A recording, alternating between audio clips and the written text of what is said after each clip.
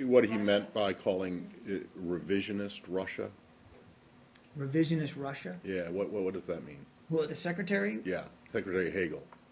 I think what he's referring to there is that that there appears to be in their intentions and their motives a calling back to the glory days of the Soviet Union.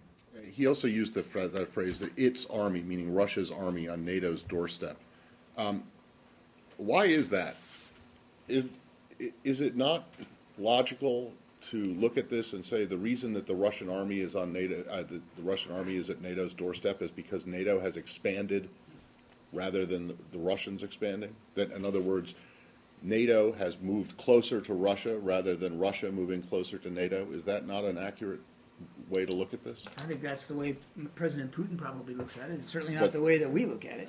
You don't think that NATO has expanded eastward toward Russia? NATO has expanded, Okay. and the expansion has been a good thing for... So the reason that the Russian army is at NATO's doorstep is not the fault of the Russian army, it's not the Russian army that's done it. It's NATO has moved closer to, moved I'm pretty east. sure it wasn't NATO who was ordering, upwards of 15 battalion tactical groups to within 10 kilometers of the border with Ukraine. And I'm pretty sure it wasn't NATO who put little green men inside Ukraine to destabilize eastern states. I'm pretty sure that Ukraine is not a member of NATO. So unless that's changed, it's not okay. changed. But I'm So, pretty sure the movement by Russia is Russia's decision. if NATO is moved east, the reason that the Russian army is closer or on NATO's doorstep is because NATO moved, not NATO because is not an anti-Russia alliance. NATO is a security alliance.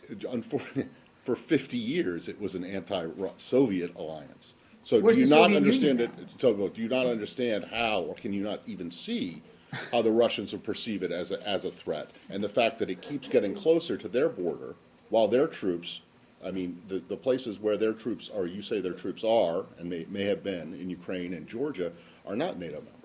I'm not going to pretend to know what goes in President Putin's mind or Russian military commanders.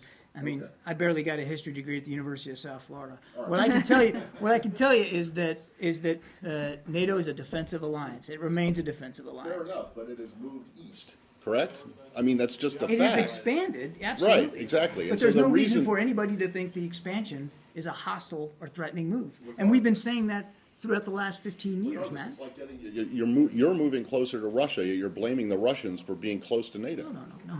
That's exactly what Hagel said. We're blaming the Russians for violating the territorial integrity of Ukraine and destabilizing the security situation inside Europe. Which is not a NATO member. I see to you Other on countries that point. feel threatened that are NATO members.